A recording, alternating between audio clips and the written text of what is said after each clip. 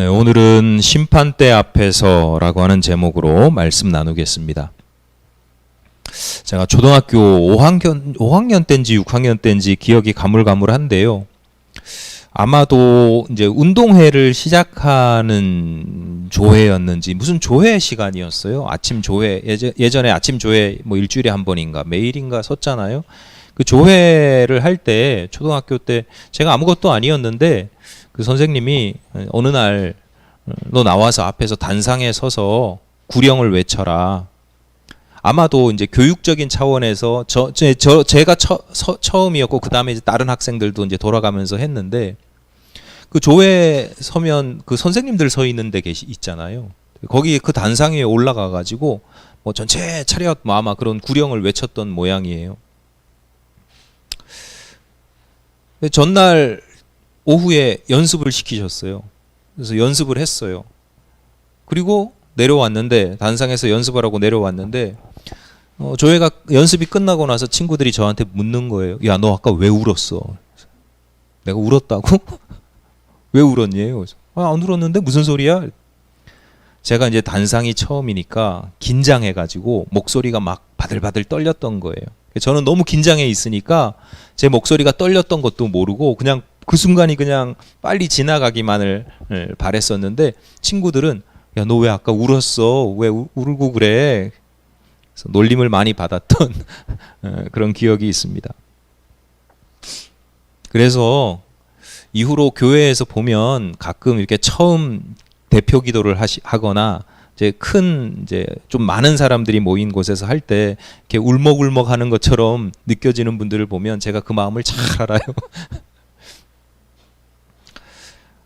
단 위에 서는 일이 그렇게 만만치 않습니다. 그러니까 수많은 눈동자들이 나를 주목하고 있고 그래서 내가 조그만 실수를 해도 작은 실수를 해도 그냥 선명하게 드러나지요.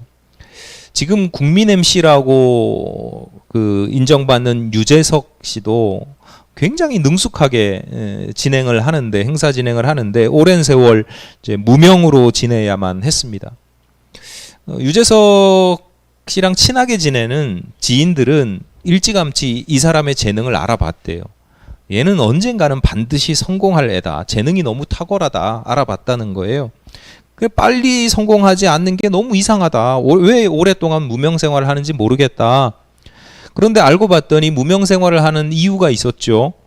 일명 무대 공포증, 카메라 울렁증이 있었기 때문입니다. 그러니까 사적인 자리, 편안한 자리에서는 아주 그냥 엄청난 재능을 보이는데 이 막상 무대 위에 올라가면 단상 위에 올라가면 아무것도 못하죠. 이게 어제 오늘만의 문제는 아닌 것 같아요. 그러니까 옛날 어른들이 실컷 까불다가 멍석 깔아주니까 아무것도 못한다 뭐 이런 표현 하잖아요. 뭐 집안 퉁수 뭐 이런 표현도 쓰고요. 집안에서는 뭐 다 잘하는데 바깥에만 선보이려고 내놓기만 하면 그냥 아무것도 못하는 저희 집에도 하나 있습니다. 그래서 뭐 실전에서 우리가 뭔가를 연습하고 그게 실전에서 노래든 뭐 운동이든 실전에서 연습량의 100%가 나오잖아요. 그건 기적적인 일입니다. 100%가 나오는 일이 거의 없습니다. 그러니까 연습량의 한 7, 80%만 나와도 성공이에요. 잘해요. 잘한 거예요. 대부분 뭐 50% 이런 식으로 나옵니다. 그래서 실전에서 잘하는 사람들이 굉장히 제가 중고등학교 때 다녔던 교회 이제 학생부에서 가끔 지역에 이제 무슨 중창대회 뭐 이런 거 나가거든요. 나가면 항상 상을 받아왔어요. 제가 있었으니까. 농담이고요. 이건 농담이고. 근데 주변 사람들이 항상 그런 얘기를 하는 거예요. 얘네들은, 그러니까 어른들이 항상 하시는 말씀이 얘네들은 실전에 강해. 우리 연습하는 걸 못 보시고 그냥 처음에 연습하는 거 보고 잘 못한다고 생각하셨나 봐요. 바울이 오늘 본문 10절 후반부에서 우리가 다 하나님의 심판대 앞에 서리라고 말씀합니다.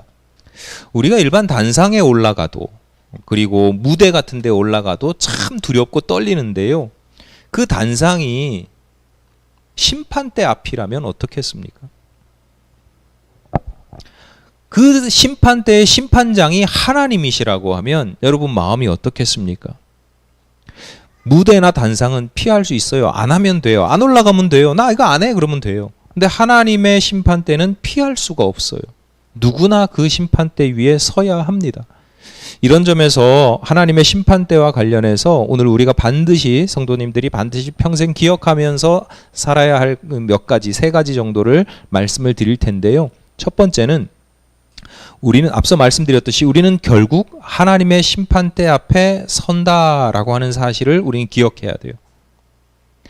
평생 살아가면서 매 순간 내가 나중에 하나님의 심판대 앞에 설 거야 라는 인식을 늘 하고 살아야 된다는 거예요.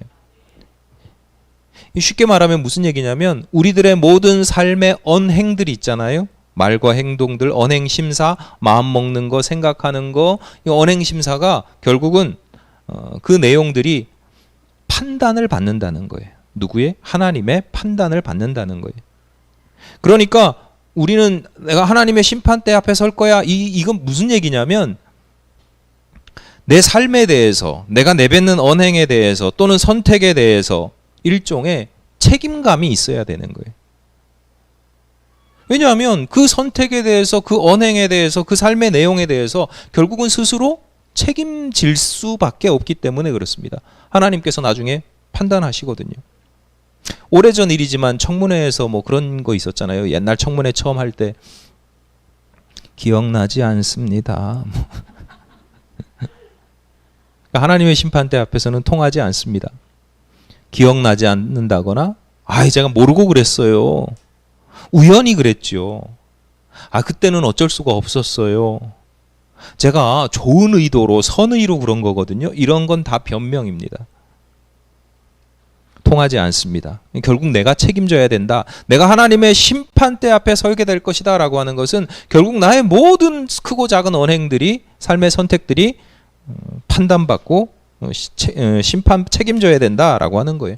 그러니까 성숙한 성도들은 매사에 어떻게 살아야 되느냐? 신중하게 살아야 돼. 경거망동하시면 안 된다. 공관복음서마다 복음서가 이제 4개가 있는데 그 중에 공관, 같은 눈으로 같은 관점으로 봤다라고 하는 거에 공관복음서예요. 마태, 마가, 누가 세 군데 동일하게 공통적으로 나오는 예수님의 가르침 중에 이런 말씀이 있죠. 실족하게 하는 것이 없을 수는 없으나 그렇게 하게 하는 자는 화로다. 그가 이 작은 자 중에 하나를 실족하게 할진대 차라리 연자맷돌이 그 목에 매여 바다에 던져지는 것이 나으니라. 너희는 스스로 조심하라. 신중해라. 조심해라. 신중해라. 실족해 하는 것이 없을 수는 없으나, 그러니까 실족해 하는 건요 너무 흔하게 일어나는 일이라는 거예요. 자주 일어난다는 거예요. 그런데 그게 흔한 일이라고 해서 쟤도 하는데요? 어제도 있었고 오늘도 있었고 이거 뭐 누구나 다 하는 거 아니에요? 그 흔하다고 해서 용납되는 게 아니다. 결국은 그 모든 것에 대해서 각자가 책임을 지게 되어 있다. 그 책임은 본인에게 있는데 그 책임이 결코 만만치 않다. 이 작은 자 하나를 실족해 하는 것. 작은 자니까 이게 무슨 얘기냐면 대수롭지 않게 여긴단 말이에요. 신중하게 생각하지 이까짓 건 뭐 이 정도 뭐 이렇게 해서 하는 것 때문에 연자맷돌을 메고, 연자맷돌 뭔지 아시죠? 그 소나 말이나 이런 게 이렇게 돌아가면서 하는 그 큰 바위돌 얘기하는 거예요. 그걸 메고 바다에 던져지는 것이 더 낫다. 그게 더 낫다. 이렇게 비유적으로 말씀합니다. 제가 오랫동안 교회 생활하면서 이 말씀이 왜곡돼서 적용되는 경우를 종종 보거든요. 크게 2가지인데 우선은 나 실족했어 이런 거예요. 나를 실족한 자로 여기는 거예요. 누가 서운한 얘기하면, 누가 농담이라도 좀 하고 놀리고 그러면 실족했어. 근데 이게 정말 그럴 수 있죠. 내가 힘들고 마음이 힘들고 피해를 호소할 수는 있는데 어떨 때 보면 협박하는 것 같아요. 나 실족했어. 그러니까 뒤에 이어지는 내용은 뭐예요? 너 연자맷돌 메고 하나님 심판 받을 거야. 본문의 말씀을 알기 때문에 협박하는 것 같이 사용하는 경우들이 있어요. 또 한 가지는 실족해 하는 거에 대해서 지나치게 공포심을 갖는 거예요. 연자맷돌을 메고 바다에 던져지는 것보다 이게 낫다고 하는데 내가 오늘도 누구를 실족해 한 거 아닐까? 자기 성찰은 괜찮은데 불안과 염려에 사로잡혀가지고 뭐 어쩔 줄을 몰라 하고 내 말 한마디에 누가 상처받지 않을까 지나치게 걱정하는 경우를 제가 종종 봅니다. 여러분, 말씀을 읽고 듣고 묵상하더라도 이왕이면 제대로 하셔야 되는데 본문에서 중요하게 볼 건 그런 거예요. 다시 말씀드리지만 누군가를 실족해 하는 것을, 작은 자를 실족해 하는 것을 결코 가볍게 여기지 말아라. 우리가 대수롭지 않게 여기던, 그래서 그냥 편하게 하던 일들이 실제로는 엄청나게 큰 일이 될 수 있다라는 거죠. 오늘 본문에서도 바울은 우리가 다 하나님의 심판대 앞에 서리라 라고 말씀하시는 것도 같은 이유예요. 평소에 매사에 두렵고 떨리는 마음으로 신중하라, 이런 뜻도 있지만 좀 더 구체적으로 말씀드리면 대수롭지 않게 여기던 것들, 하찮게 여기던 것들, 그런 거 조심해라. 또는 너희들 너무 당연하게 여기는 것들, 이건 너무 당연한 거예요. 당연하게 여기는 것에 대해서 신중해라. 당연하지 않을 수 있다. 사소하게 여기지 마라. 보다 구체적인 상황을 말씀드리겠습니다. 오늘 본문에 배경이 있거든요. 본문의 말씀이, 가르침이 나오는, 교훈이 나오는 배경이 있어요. 초대교회 공동체 안에서 분란이 일어났는데 그 분란의 이유가, 소재가 음식 때문이었어요. 무슨 얘기냐면 쉽게 얘기해서 고기를 먹는 사람, 육식을 하는 사람과 채식만 하는 사람, 육식을 안 하는, 고기를 안 먹는 사람 두 부류가 있었는데 그 두 부류가 갈등을 했어요. 이 왜 교회 안에서 먹는 거 가지고 갈등하냐면 이게 그냥 식성의 문제가 아니에요. 난 채식주의자인데 뭐 이게 아니에요. 그 당시에 이게 지금 로마니까 이방 나라잖아요. 유대인들이 남의 나라에 와서 사는 거예요. 그러니까 그 나라의 종교 문화가 있는 거예요. 문화가 있고 문화 안에 종교가 다 이렇게 섞여 있는 그런 상황이에요. 우리 뭐 예를 들어서 크리스마스가 기독교 성일인데 뭐 모든 사람들이 다 쉬고 놀고 하잖아요. 그런 것처럼 종교가 문화 속에 다 들어와 있는 상태예요. 근데 그 당시에 유통되던 고기는, 육고기는 다 우상들에게, 이방신에게 제사를 드리는, 제사 드리고 우리 고시례하고 남은 뭐 그런 유통하기 전에 이거 그들의 신에게 먼저 드렸습니다 하고 이제 나눠서 먹는 거예요. 그러니까 기독교 신앙을 철저히 지키고 싶었던 사람들에게는 그 고기를 먹는 게 우상 숭배와 같다라는 생각을 했고, 그래서 고기 먹고 싶은, 고기 얼마나 맛있어요. 근데 그 욕구를 절제하고 채식을 한 거예요. 그럼 반면에 고기를 막 먹는 사람들은 고기 먹고 싶어가지고 어쩔 수 없이 절제하지 못해서 그 고기를 먹었냐? 그게 아니고, 고기를 먹는 사람들은 아니 육고기든 푸성기든 우상에게 드려졌든 어쨌든 이거 다 우리 하나님께서 우리에게 은혜로 베풀어 주신 선물이다. 진정한 기독교 신앙은 이게 어떤 음식인지 그 음식에 얽매이지 않는 것이다 라는 믿음이 있었어요. 마치 오늘날 우리가 그 구약시대 때는 금했던 돼지고기, 오징어, 합치면 오삼불고기, 뭐 피, 순대, 뭐 이런 거 오늘날 그냥 우리 그냥 가리지 않고 먹는단 말이에요. 왜냐하면 이거 다 하나님께서 내게 주신 은혜의 선물이다. 다만 과식하거나 과용하는 것은 죄지만, 식탐을 내는 건 죄지만 우리에게 주신 것들 적절하게 절제하면서 먹는 건 괜찮다라고 생각하는 것처럼 육고기를 먹었단 말이에요. 어느 게 더 성숙한 믿음이에요? 그걸 판단하면 안 돼요. 이건 철저히 개인적인 신앙 고백일 수 있는 거예요. 나는 저 고기 먹는 게 우상 숭배인 것 같아서 나는 안 먹을 거야. 이러면 되고, 나는 다 이게 하나님 주신 은혜인데 내가 누릴 거야. 그냥 개인적으로 신앙 고백하고 그렇게 믿고 실천하면 되는데, 문제는 꼭 성도들만 그런 게 아니에요. 항상 나랑 다른 사람이 있으면 갈등을 일으켜요. 너 왜 나처럼 안 살아? 나처럼 생각해야지. 나처럼 행동해야지. 내 믿음이 훨씬 더 고상한 거야. 내 믿음이 훨씬 더 성숙한 거야. 고기도 못 끊는 주제에, 야 그게 무슨 하나님의 은혜도 만끽하지 못하는 주제에 상대방은 열등하다고 비난하는 거죠. 본문 10절 전반부입니다. 네가 어찌하여 내 형제를 비판하느냐 어찌하여 내 형제를 업신여기느냐. 그러니까 바울에게는 어떤 음식을 먹느냐 먹지 않느냐 이게 중요한 게 아니에요. 바울의 눈에 볼 때는 아니 왜 음식 문제를 가지고 서로를 비판하고 비난하고 업신여기느냐라고 하는 거예요. 오늘날 우리들이 음식 가지고 싸우지는 않는데요. 오늘날 성도들도 크게 다르지는 않습니다.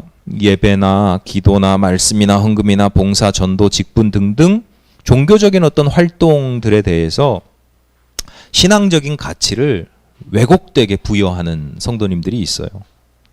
예, 우리 교회는 뭐 장로님이 안 계시니까 현재 뭐 그런 일이 없지만 가끔 이제 지방에서 보면 어떤 장로님은 상대방이 권사라고 그러면 막 우습게 생각하고 권사 주제에 뭐 또 집사라고 그러면 이것저것 막 시키고 핸들링 그 집사라는 이유만으로 이 계급 의식을 가지고 있죠.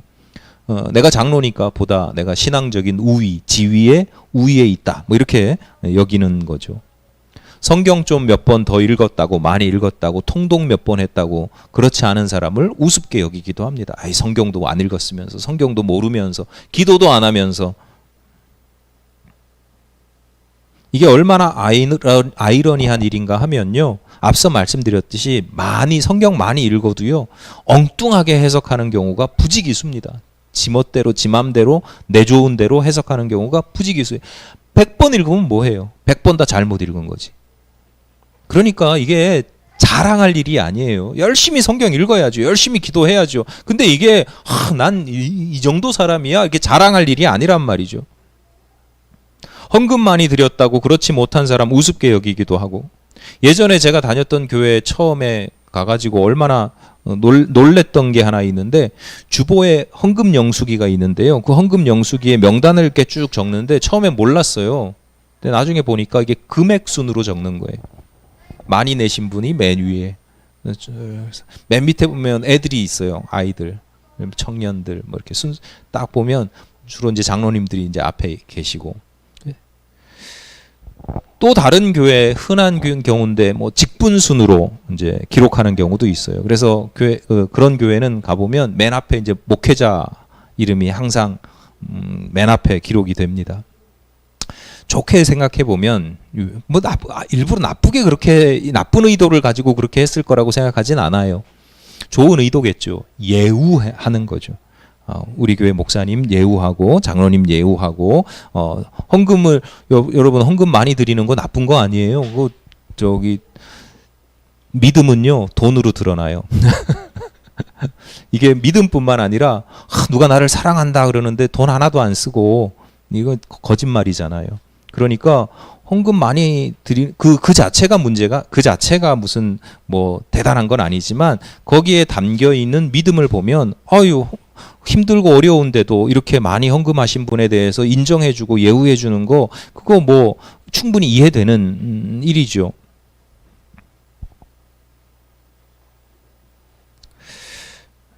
우리 교회는 주보의 헌금 영수기를 어떻게 기록할까요? 가나다로요? 제가 기록하거든요. 주보에 그냥 장부에 기록된 대로 순서대로 합니다. 네, 그 장부에 우리 교회 재무부원 우리 권사님들이 무작위로 적습니다. 그냥 손에 잡히는 대로 적어요.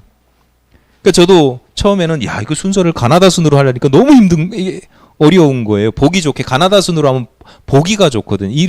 우리는 뭐 교회가 작아서 사람들이 많지 않으니까 그렇지만 사람들이 많을 때는 가나다 순으로 적어놓으면 내 이름 찾기가 쉬워요. 내 이름만 찾으면 되잖아요. 다른 사람 이름 볼 이유가 뭐가 있어요. 내 이름 내가 그때 헌금 드렸는데 혹시라도 누락됐을까 뭐 흘렸을까 그래서 확인하는 게 헌금 영수기예요. 왜 그래요? 여기 중요하지 않으니까. 제가 그냥 그렇게 적는 것도 이게 순서가 중요하지 않으니까요. 지극히 개인적인 신앙 고백과 개인적인 종교 활동의 경우도 우리는 종종 뭘 따지냐면 우열을 따져요. 우등과 열등을 따져요. 거기까지는 그래도 그럴 수 있어. 저 사람 참 믿음이 좋고 저 사람 헌신 많이 하고 뭐 이거 보이는 거니까요. 그런데 그것을 넘어서 이제 그 가운데 우월감을 가지거나 교만함을 가지거나 다른 사람들을 비판하거나 업신여기는 것. 그 결코 업신여기고 비판하는 것, 내가 우월감에 사로잡혀서 사람들을 열등하게 보는 거, 이게 결코 사소한 일이 아니라는 거예요.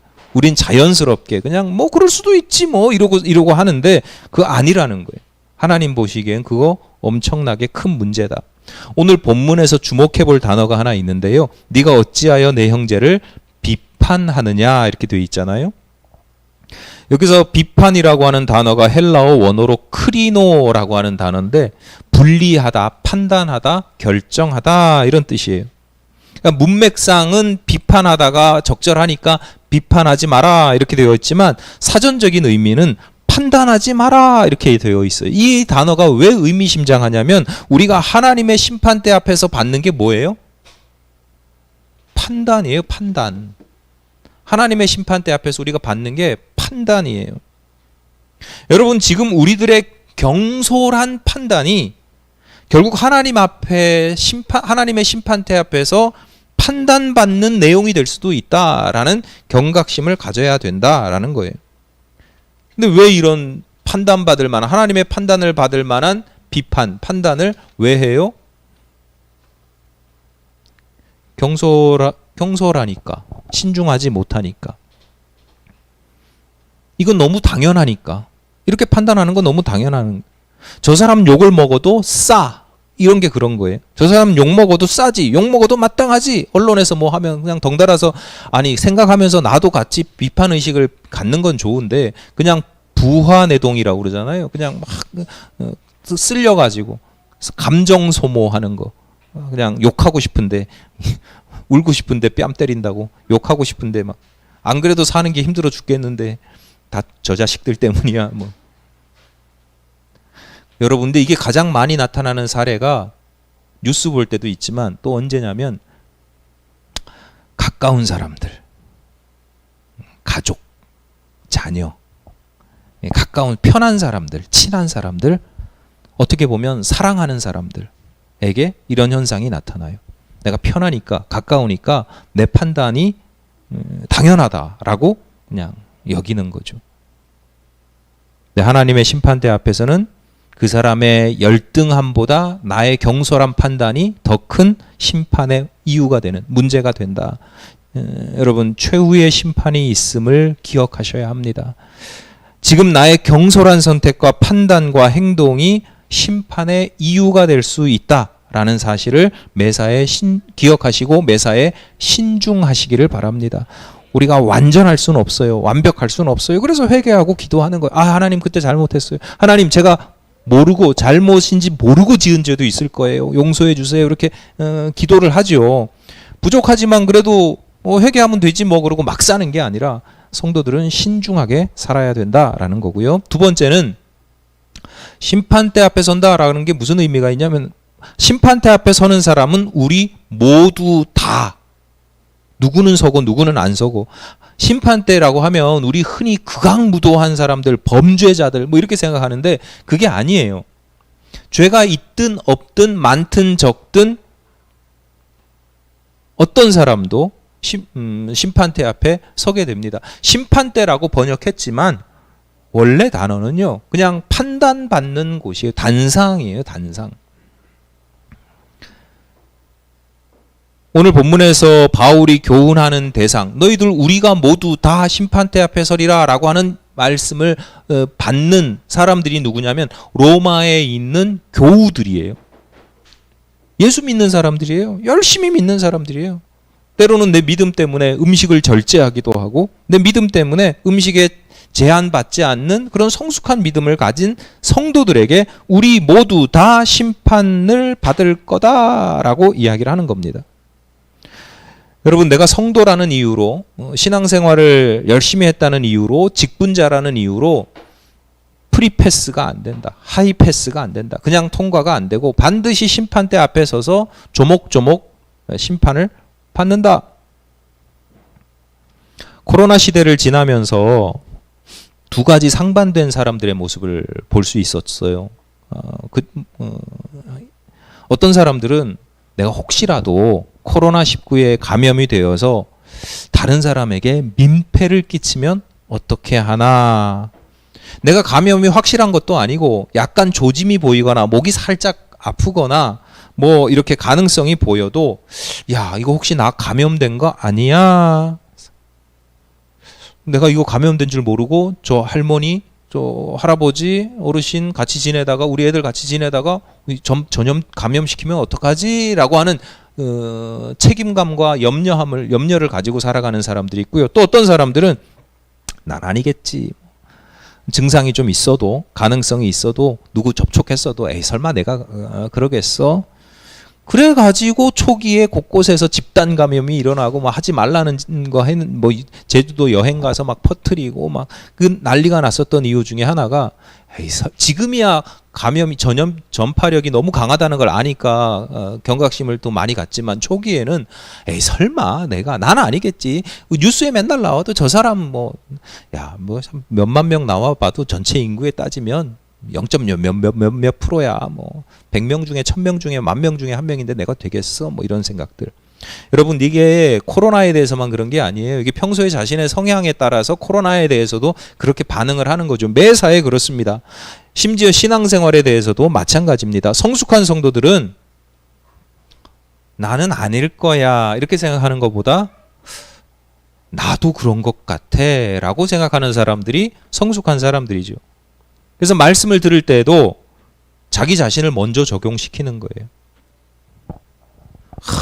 나도 그런 것 같은데 나도 그러는 거 아니야? 이렇게 하는데 미숙한 성도들은 어떻게 해요? 말씀을 들어도 일단 미숙한 성도들은 말씀을 잘 안 듣고요. 그 다음에 말씀을 잘 들어도 이게 차라리 안 듣는 게 나아요. 말씀을 열심히 잘 들어서 아주 잘 아는데 미숙한 사람들은 아이 저거 김 집사 들으라고 하는 말씀이네. 뭐 저 우리 남편이 들어야 되는데 저거 이 권사가 들어야 되는데 뭐 이런 식이죠. 그러니까 성숙한 사람들은 계속 선순환이 일어나요. 내가 나를 적용시키니까 내가 성숙해지고 변화되고 새로워지고 조금씩 변화되니까 잘 모르거든요. 근데 콩나무가 물 주면 콩나무 자라듯이 여러분 5년 전, 10년 전하고 달리 확 성장한 성도님들이 계세요. 별다른 거 우리 교회에서 무슨 프로그램 하는 것도 없고 뭐 없잖아요. 근데 맨 주일날 그냥 말씀 듣는데 보면 5년 후에 10년 후에 야, 참 저 집사님 엄청 변했다. 이런 게 있어요. 어떤 분은 쪼그라들었네. 뭐 이런 경우도 있고. 미숙한 성도님들은요. 악순환이 일어나요. 저 사람 해야 되는데 저 사람 해야 되는데 나는 적용을 안 시키니까 그 계속 악순환이 일어나는 거죠.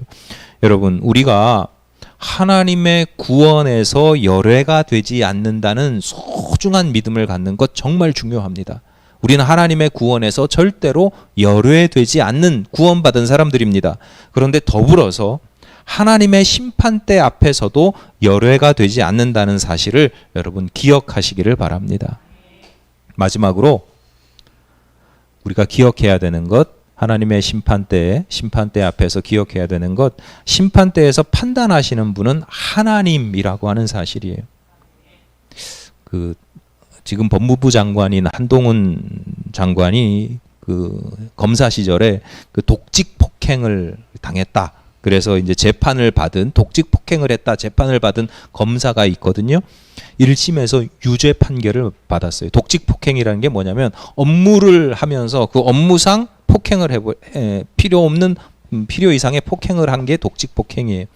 1심에서 유죄 판결을 받았어요. 그런데 최근에 2심이 있었거든요. 2심에서는 무죄 판단을 받았어요. 대한민국 법원에서 똑같은 법조문을 가지고 따지는데도 판사에 따라서 재판석 1심이냐 2심이냐 지방법원이냐 고등법원이냐에 따라서 전혀 다른 판단이 내려질 수도 있다라는 거죠. 예전에 인터넷을 이용해서 성범죄를 저지른 사람이 걸렸는데 우리나라 사람이 걸렸는데 무슨 청소년 관련해서 성범죄가 있어가지고 얼마 전에 판단을 받았는데 징역 2년에 벌금 500만 원 판단을 받았어요. 그런데 판결을 받았는데 이 사람이 그 당시에 미국에서도 기소가 됐었거든요. 미국에서도 기소됐는데 아버지가 먼저 우리나라 법원에 우리나라 경찰에 고발을 해가지고 아버지가 그래서 미국에 송환돼서 미국 재판을 받지 않고 우리나라에서 재판을 받았어요. 왜? 미국 가면 몇백 년 받는 거니. 똑같은 죄인데 이게 한국에서 판단받느냐 미국에서 판단받느냐에 따라서 전혀 다른 결과가 나타나요. 보세요. 같은 죄인데 똑같은 행위인데 이게 누구에게 판단받느냐 어디에서 판단받느냐 어떤 법조문으로 판단받느냐에 따라서 전혀 다른 거예요. 그러니까 우리가 하나님의 심판대 앞에 선다라는 것은 단지 하나님께서 심판하신다 이런 뜻이 아니라 그 판단이 이 세상의 판단과 판결과는 다를 수가 있다. 다르다가 아니라 다른 부분도 있다라는 거예요.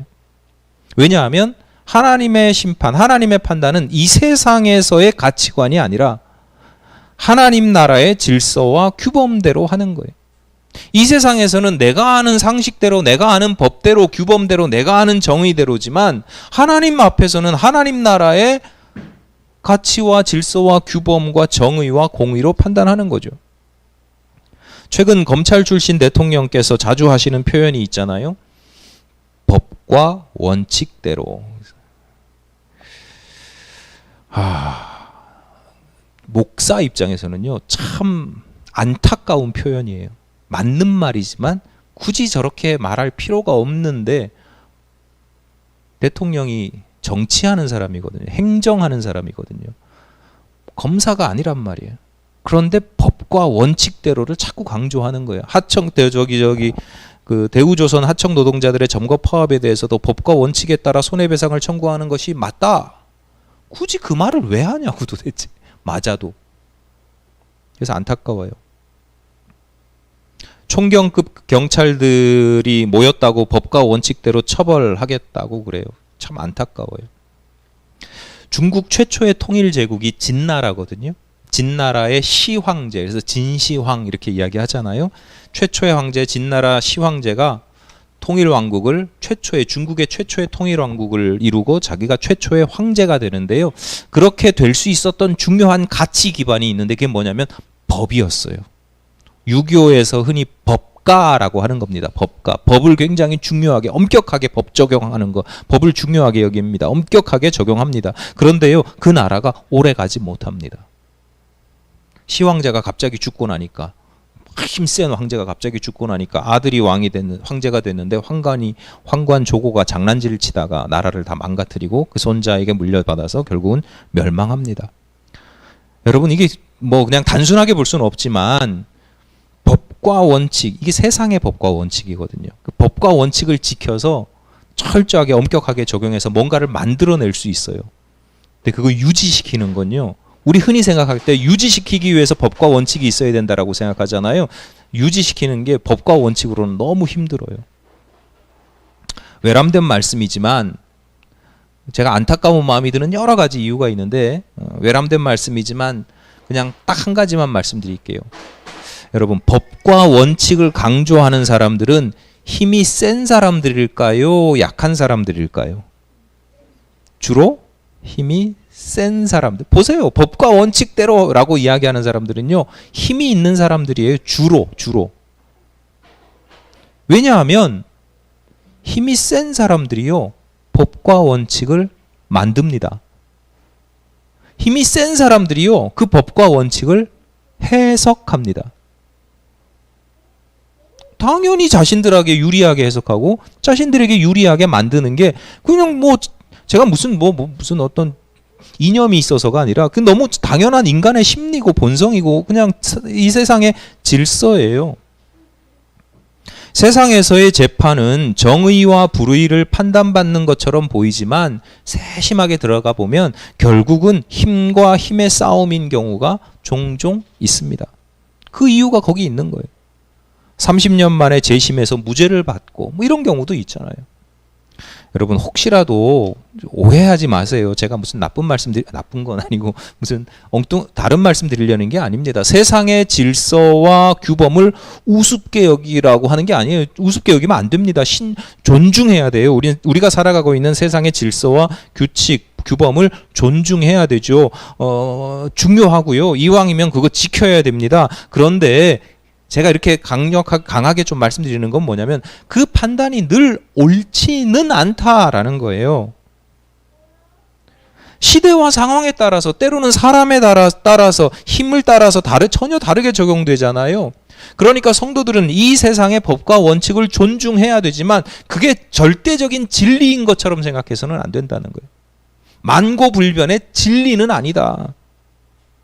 그리고 무엇보다도 하나님 나라의 백성들인 성도들은 하나님의 말씀, 하나님의 법, 하나님의 가치관을 훨씬 중요하게 여깁니다. 왜냐하면 우리는 결국 하나님의 심판대 앞에 서기 때문에.